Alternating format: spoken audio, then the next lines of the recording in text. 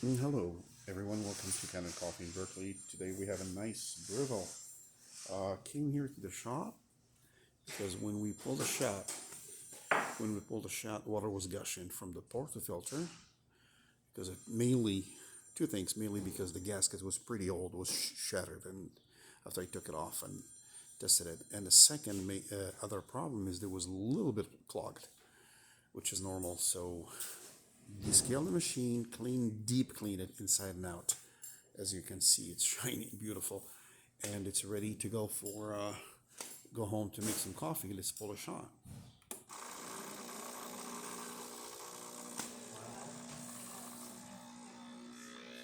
There you go. And of course, the intensity of coffee, it's always adjusted by the grinder. This is what we want. See, it was pre-infused and then infused. And I did only a single shot, and you can see the coffee. It's perfect. Please don't forget to subscribe, and thank you so much.